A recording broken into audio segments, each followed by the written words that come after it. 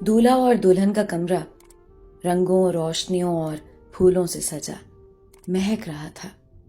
ताज़ा पेंट शुदा दीवारें और ब्राउन रंग के नए फर्नीचर ने सज धज में 4 चांद लगा दिए थे।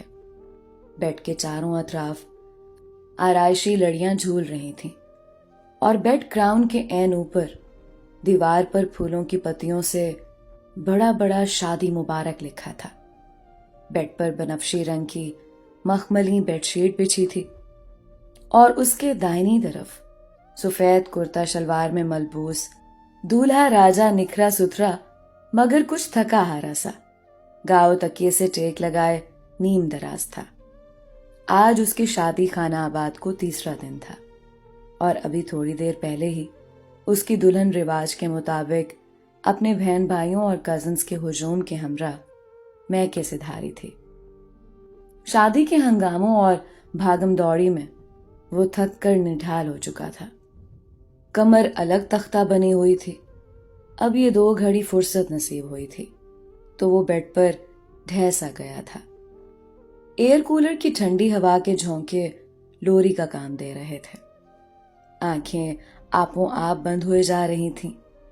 इससे पहले कि वो गहरी नींद में जाता, अम्मा ने कमरे में कदम रंजा फरमाया। अरे राजा, सो गए क्या? उनकी पाटदार आवाज गूंजी। नहीं अम्मा, उसने आंखें मूंदे ही जवाब दिया और जरा सा परे से रखकर उनके बैठने के लिए जगह बनाई। सुनो राजा, मैं ये कहने आई थी कि जब तुम शाम को दुल्हन के मैके जाओगे ना, उसे लेने के वास्ते तो खाली हाथ मत चले जाना। 5 किलो मिठाई की टोकरी बनवा लेना और आते हुए सालियों को भी कुछ ना कुछ दे कर आना। है क्या अम्मा? अम्मा के इरशादात पर उसकी आंखें पट से खुल गईं और दिल ने सदमे से एक गौता खाया। अम्मा, बारात के दिन इतना बड़ा टोकरा मिठाई का गया था और फिर सालियों को भी ढेरों रुपए थमाए थे। उसका इशारा दूध पिलाई की तगड़ी सी रकम की जानिब था। ओहो राजा, एक तो तुम बहुत भोले हो बेटा।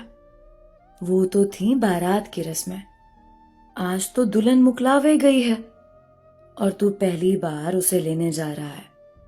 और हमारे खानदानी रस्मों रिवाज के मुताबिक दामाद मिठाई भी लेकर जाता है और सालियों के हाथ पर भी कुछ ना कुछ धर कर आता है।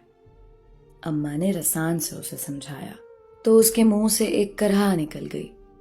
हाय खानदानी रस्मों रिवाज और उनके तहत होने वाले खर्चे।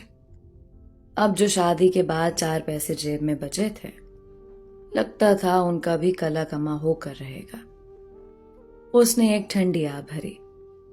अम्मा तो हिदायत देकर कमरे से निकल गईं, जबकि वो गो मगो की कैफियत में बैठा रह गया।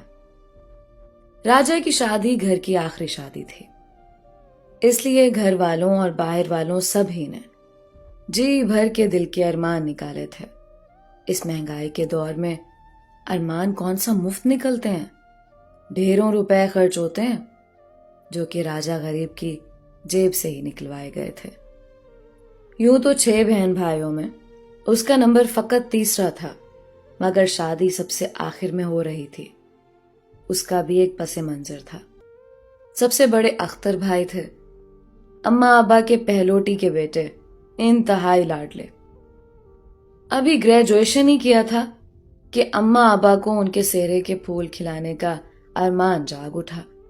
फिर क्या था, नौकरी भी लगने का इंतजार न किया और झटपट चांद से दुल्हन ब्याह लाए। घर में उस वक्त रुपए पैसे की कोई तंगी ना थी। अब्बा की बहुत अच्छी नौकरी थी